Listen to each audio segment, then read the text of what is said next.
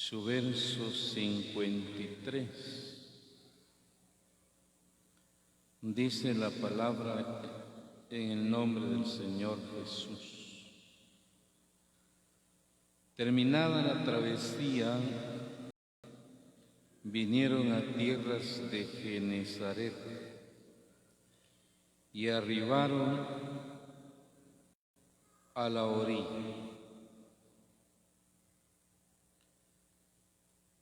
Me quedaba viendo este verso, pero si usted lee desde el verso 45 al verso 50, usted va a ver lo que los discípulos vivieron, pasaron y experimentaron durante la travesía. Una travesía,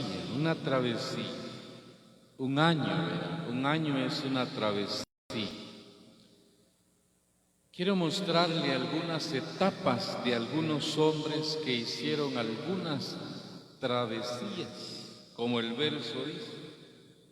Eso no viene de travieso, ¿verdad? Porque se le llama travieso a alguien que también es inquieto.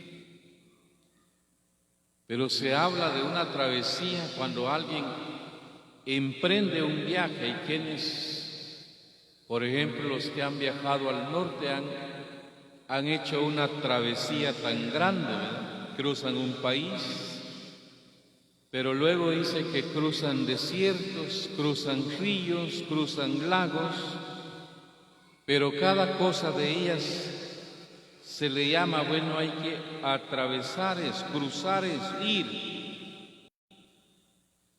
Pero el que lo ha hecho ha experimentado que cómo es esa travesía, ¿verdad? Ha experimentado cómo es. Desde que hay conciencia en la vida, uno recuerda las travesías que se han hecho, se han dado. Desde donde no había conciencia, a veces le cuentan a uno los padres, ¿verdad? Cuando eras más pequeño, cuando eras un niño, un bebecito, hacías y le cuentan nada más. Pero el que ha crecido sabe cómo fue ese año, cómo fue ese día, ese mes. Los que hemos vivido este año 2020 podemos contar algunas cosas que ha pasado, ha llegado a la vida y cómo se cruzó y cómo fue la travesía del año 2020. Para algunos fue tan difícil, de llanto, para algunos de dolor, para otros ganancia, de risa, de alegría. Pero acá los discípulos, el Señor les hizo entrar a la barca y le dijo, vayan a la otra. Él se fue a orar, y ellos empezaron la navegación sin el Señor, ¿verdad? Se fueron. Cuando Él vino y empezó a caminar, bueno, la barca estaba en el mar, pero dice que el viento y las olas azotaban la barca, y para ellos no era algo de alegría, hermano. Pensar en Pedro, en Juan, en aquellos hombres que se les llama pescadores, ¿verdad? Expertos en meterse en la mar, pero de pronto ahí estaban espantados, miedosos, que cuando vieron al Señor dijeron, un fantasma, y de que dieron voces de miedo, hermano. Pero eran hombres diestros para poder manejar la situación en alta mar, pero de pronto llegaron a sentirse que se anegaban, morían allá en el mar. Pudiera ser que la travesía para algunos no es de alegría, ¿verdad?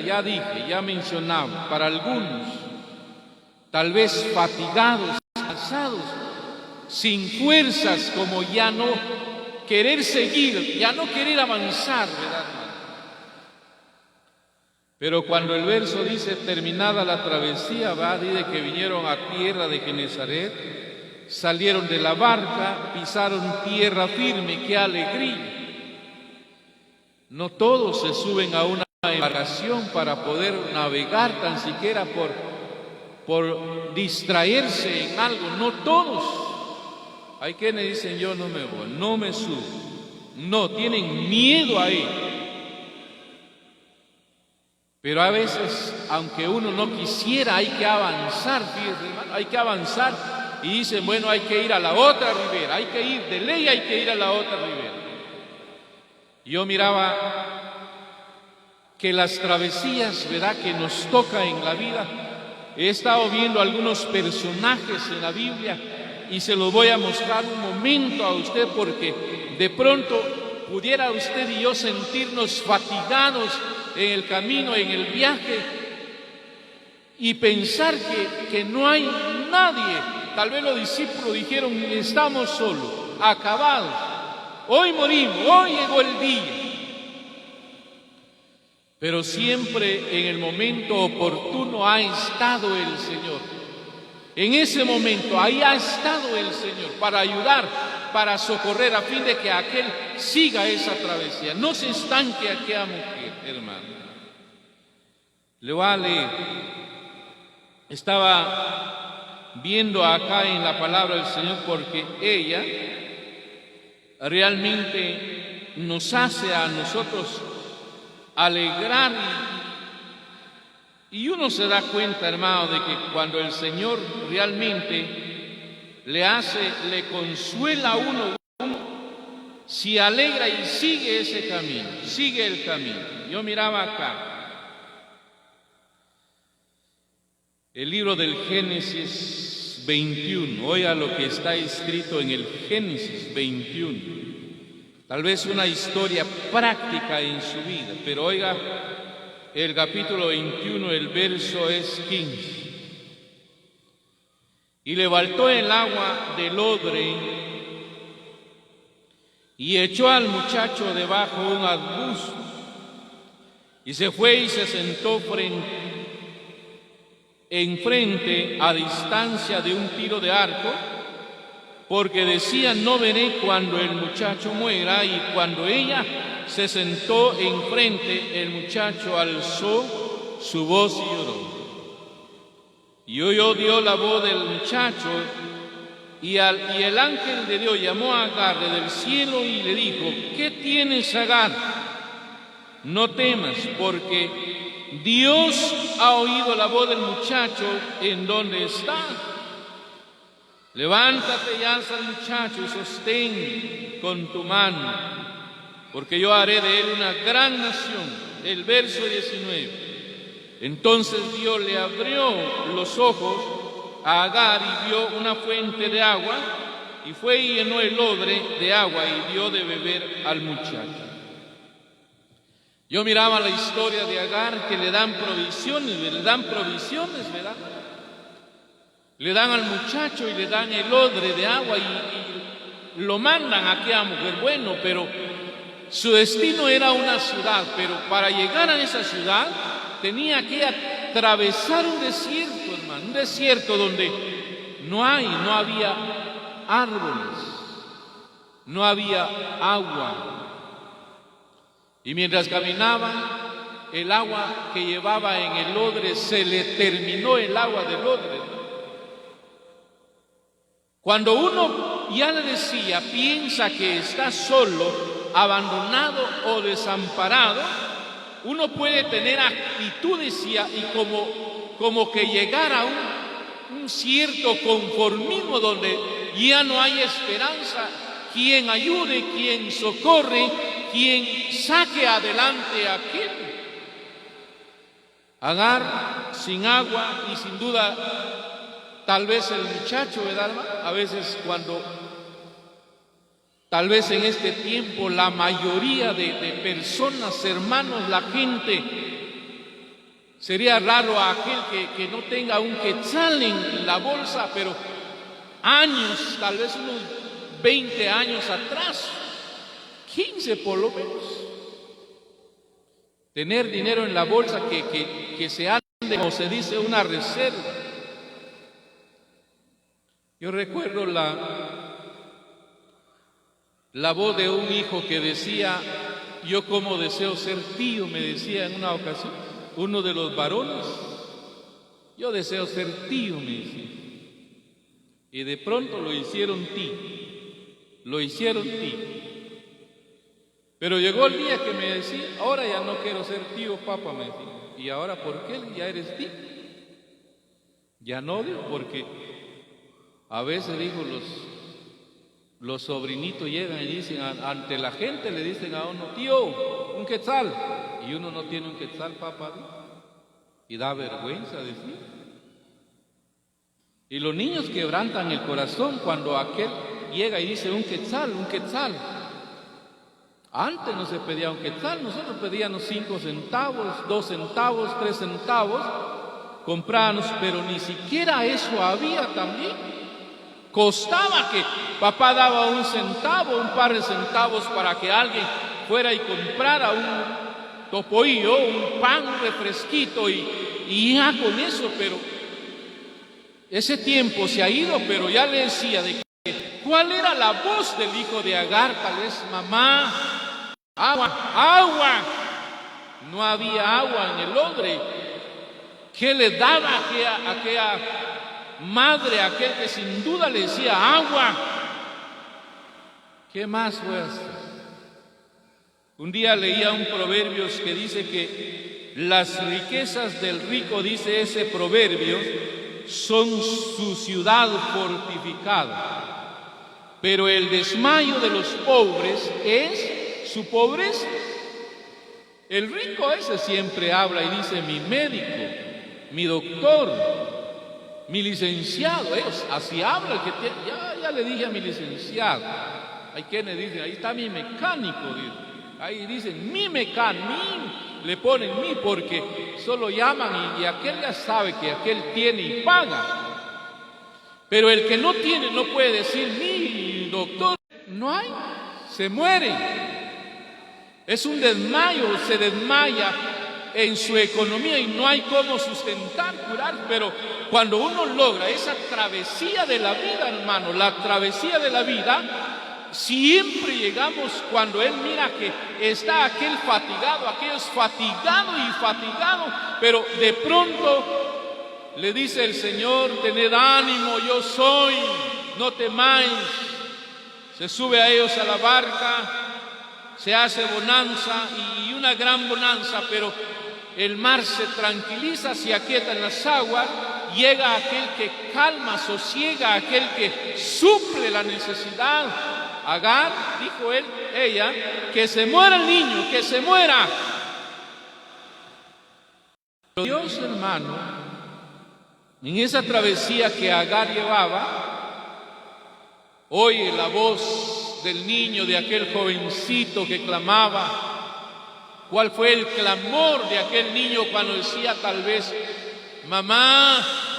Como ya le digo que las voces de los niños quebrantan cuando piden algo, hermano, quebrantan el corazón. Pero viene Dios y le dice a Agar: levanta al muchacho, le abre los ojos, mira una fuente. En esa travesía que ella empezó, esa travesía, había una fuente, pero no la alcanzaba a ver. Era Dios quien le abrió los ojos, miró la fuente, bueno, y va y llena el odre, y ya el muchacho tiene agua. Pero en el momento que usted y yo decimos: ya no hay esperanza, ya no hay, realmente el momento oportuno, cuando Él viene, aparece y dice: levántate, toma al muchacho. Hay una fuente, hay una fuente. Pudiera ser que el tiempo sea, yo no sé, hermano, yo no sé cuál es el tiempo de la travesía que está llevando. Como que faltara agua en el odre, hay una cierta necesidad y que aquel se abandona, dice: no hay. Pero si uno alzara sus ojos a aquel que realmente puede suplir todas las cosas. Yo miraba lo que dice Filipenses 4, El verso 19 dice: mi Dios pues suplirá todo lo que os falta conforme a sus riquezas en gloria. ¿Qué es lo que le ha haciendo falta en la travesía, hermano? Y a veces eso hace que aquel desmaye, ya no quiera seguir, continuar, se quiere como que abandonar y decir ya no más, se muere. El desmayo viene a la vida. En Isaías 35 miraba yo cuando él dice: decid al de corazón apocado, no temáis. Aquí vuestro Dios viene, pero viene para que aquel que tiene rodillas endebles las afirme y que siga, porque en esa travesía habrá alguien que le va a abrir una fuente en el camino y le va a mostrar una gran salvación, pero se necesita seguir, aunque fatigado, seguir adelante, porque en el momento oportuno aparecerá aquel que todo lo puede. Fíjate, hermano. Yo miraba otro verso acá, hermano. Mire lo que la Biblia enseña también. Estaba viendo acá el Éxodo 15, miraba acá un texto en el Éxodo 15. Oiga, el Éxodo 15, su verso es 27 del Éxodo 15. Llegaron a Elim, donde habían 12 fuentes de agua, 70 palmeras, y acamparon allí junto a las aguas. Estaba viendo la vida, ¿verdad?, de Israel en el desierto también, hermano. La vida de Israel en el desierto. 40 años. La Biblia enseña que Él sustentó a Israel los 40 años en el desierto. Pidieron pan, pidieron carne, pidieron agua, tuvieron vestido, tuvieron calzado. 40 años. Dios le dio una sombra con nube, una luz de fuego que les alumbraba el camino, pero la presencia de Él, oiga bien, pero habían tramos, hermano, habían tramos, porque si usted mira la palabra, antes de haber llegado a Elim, dice que llegaron a mar. Un tiempo en la travesía que llevaban, llegaron a mar, la amargura había llegado. Algunos este año, ¿verdad?, vienen, salieron, pero experimentaron la amargura, pero ya salieron. Algunos ya pasaron y han llegado a Elim, donde hay 12 fuentes, las fuentes. ¿Se acuerda de aquella mujer llamada Axa? Para poder obtener fuentes, muchas veces hay necesidad de que uno realmente, como Axa, ¿verdad?, le dijo Dios: te voy a dar tal tierra y tal tierra. Habían tierras para ella, pero como que esas tierras necesitaban aguas para ser regadas. El marido, sin duda, Otoniel le dice: bueno, las tierras también, pero ¿con qué se va a regar esa tierra? Axa, sabe, hermana, oiga bien, hermano, Axa se baja del asno, se inclina ante el Padre y le dice: me has dado tierras del Negev, pero esas tierras necesitan fuentes de agua. ¿Ha oído esa historia? Dice que el papá le dice: te voy a dar las fuentes de arriba y las fuentes de abajo. Te voy a dar las fuentes de arriba. Cuando uno llega a esa fuente, Dios, ¿qué fuentes le ha dado Dios? ¿Qué fuente le ha dado Dios? Pero las fuentes que Dios le ha dado a uno es para que aquel realmente... Yo me quedaba viendo y estaba viendo Juan 7 y me quedaba viendo una frase que dijo el Señor, que el que cree en mí, dijo Él, de su interior correrá un río de agua viva, y será Él una fuente. No solamente Dios quiere, hermano, que en la travesía que vamos le abre fuentes de bien, fuente de bendición. Eso corrido el hombre, tal vez un negocio, una siembra, algo, donde se convirtió en una fuente que de aquel tiene para vivir y sobrevivir, pero muchas veces nosotros no nos somos la fuente que Dios quiere también para poder suplir. En la obra del Señor hay enfermos, hay operados, accidentados, damnificados, hay quienes que están pasando penas, angustias.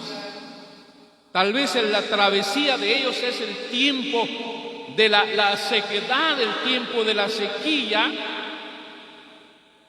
pero el tiempo de usted tal vez es como llegar habían 12 fuentes, que hay un ingreso de bien y otro, pero ahora Él quiere que el hombre sea una fuente, pero para ser esa fuente, aquel que ha sido suplido pueda suplir también la necesidad de otro. Una de las maneras de que usted sea una fuente, podemos pensar en la inversión que se hace en la obra del Señor, una predicación del Evangelio, la reunión especial, donde se invierte el dinero, pero ¿qué está haciendo usted ahí? Está haciendo que realmente usted le dé agua a aquel que carece de ese agua.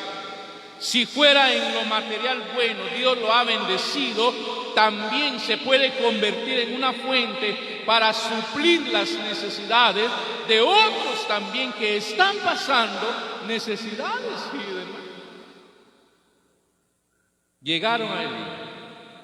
Pero a veces, hermano, de que yo miraba en las travesías, en la travesía que vamos, algunos fatigados, algunos con escasez, otros con fuentes de bendición, pero Él quiere que también Él sea una fuente. Pero oiga aquí, hermano, porque el Señor es tan grande que anhela que usted y yo sigamos, no nos detengamos, porque a veces las fuentes de bendición hacen que aquel se encierre en ello también y a veces ya deja de servir, de honrar a Dios. Algunos se han olvidado de Dios, ¿verdad? Si usted lee, por ejemplo, Deuteronomio 8, desde el verso 11, donde dice: no sea que edifiques casas, y empieza un gran listado, y te olvides de Jehová tu Dios. Del 16-17 dice: acuérdate que es Jehová tu Dios el que te ha dado esa fuente de bien, pero para que tú seas también una fuente. Y el que logra entender es aquel que vive agradecido y no se niega, no solo para tal vez trabajar, construir, comprar o ayudar, porque realmente ha entendido que en la travesía alguien lo llevó a que encontrara las fuentes de bendición en la vida. Oye, hermano, mire acá, yo me quedaba viendo otra frase, ¿verdad? Uno puede hacer, cuando uno logra entender esto, Deuteronomio capítulo 1, yo salgo con fuente y salgo con bien, y debo darle gracias a Dios porque este texto me ha llamado tanto la atención. Deuteronomio 1, y el verso es el verso 31. Y en el desierto has visto que Jehová tu Dios te ha traído, como trae el hombre a su hijo por todo el camino que habéis andado, hasta llegar a este lugar. Ahora, pudiéramos leer el texto ya citado de Deuteronomio 8, donde Dios le hace reflexionar a Israel que no es su fuerza, no es su capacidad. Cuando miro este texto, hermano, me he quedado pensando, hay cosas que ya no se hacen hoy, ¿verdad? Los campos, cuando se predicaban el Evangelio, buenos, caminábamos y la mayoría llevábamos 2, 3 niños. pero mamá tal vez cargaba uno y jalaba uno y uno tenía que echarse otro en hombros. Yo recuerdo la historia de uno de los niños que siempre decía, va sentado en hombros acá, en hombros, llevamos a Tuto, un niño, decimos, ¿verdad? Pero el niño a veces platica. Yo recuerdo la plática del hijo una vez, decía, ya vamos a llegar, ¿verdad, papá? Decía, ya vamos a llegar, mientras caminábamos, ¿verdad? Y cuando llegamos, dijo, ya llegamos. Yo siento que llevo a alguien a la par platicando y a ver, aventuras o algo. Pero él dice, ya llegamos, pero va bien sentadito en hombro y uno va sudando, bajó, va. Pero ya llegamos. Llegamos bien. Y uno se queda viendo, hermano, que el hombre viene a hacer lo que es en la vida espiritualmente o en lo material, pero realmente el verso Dios le hace a Israel: en el desierto has visto que Jehová tu Dios te ha traído como trae el hombre a su hijo por todo el camino. Hay un letrero que me gustó mucho a mí. Ese letrero dice ahí que habla de dos personas que van caminando, pero de pronto aquel que narra, escribe ese letrero, dice que al final habla de las huellas que se van marcando en la arena, pero de pronto ya no van de dos personas, sino de una. Y el que va hablando dice, bueno, ¿y aquel qué se hizo? Pero el escritor, en su pensamiento que escribió ahí, le hace ver y le hace entender que cuando él se cansó y ya no pudo caminar, el otro lo tuvo que cargar y siguió caminando. Las huellas que se veían no eran de él en realidad, sino era del que lo llevaba él cargado. Pero si llegamos, hermanos, si llegamos a donde hemos llegado, no ha sido mi fuerza, no ha sido la sabiduría, la inteligencia mía, capacidad, algo de cual yo me pueda valer. Pasa un año en comunión, gracias a Dios, un mes, un día, porque a toda hora peligramos, la travesía sigue, aunque fatigados, cansados, siempre hay alguien. A Agar le abre una fuente, a Israel 12 fuentes. El éxito de la vida realmente no es mía. Hay alguien que me ha traído en hombro, aunque muchas veces cansado, fatigado, pero no me ha dejado tirado, abandonado el Señor. Creamos, hermano, creamos que vamos a terminar la travesía en bien, nuestros años en dicha, pero si confiamos que realmente Él es nuestro todo y realmente nos ajustamos a la voluntad y al deseo del corazón de Él. Él no quiere que el hombre se estanque, se quede, se aleje. No es el anhelo del corazón de Él. Él anhela que el hombre también crea que hay alguien que, aunque fatigado, cansado, lo tomará, lo llevará y lo colocará realmente hasta y pueda usar Marcos, ya leído 6:53, terminada la travesía. Pasó toda la tormenta y todo y hemos llegado, pero ¿por qué llegamos ahí? El salmista dijo en una ocasión que llegan al puerto deseado, porque hay alguien que los lleva y los conduce bien. Voy a terminar el mensaje leyéndole este verso. Me quedaba viendo acá el primer libro de Samuel 30, pudiera hacer que usted siente esa fuerza, el auxilio y todo, pero actuemos también en mí. Oiga, el primer libro de Samuel 30, su verso a leer es el verso 9, dice: partió pues David, él y los 600 hombres que con él estaban, llegaron hasta el torrente de Besor, donde se quedaron atrás algunos. Y David siguió adelante con 400 hombres, porque se quedaron atrás 200 que, cansados, no pudieron pasar el torrente de Besor. Si usted sigue leyendo la historia, Dios les da un gran triunfo, logran un gran botín, regresan aún, comparten del botín aquellos 200 que se habían quedado, pero siempre en la travesía habrá un obstáculo, hermano. En la travesía habrá un obstáculo que se impondrá con tal de que aquel no siga. Pero no porque aquel se quedó, yo me quedo. No porque aquella se quedó, yo me quedo también. No. Se quedaron 200. David dice que siguió adelante con 400. Hacen falta 200. Pero no porque hacen falta los 200 y ya no seguimos. No, hermano. El anhelo de él. David como un líder, con liderazgo, el hombre emprende y dice, vamos.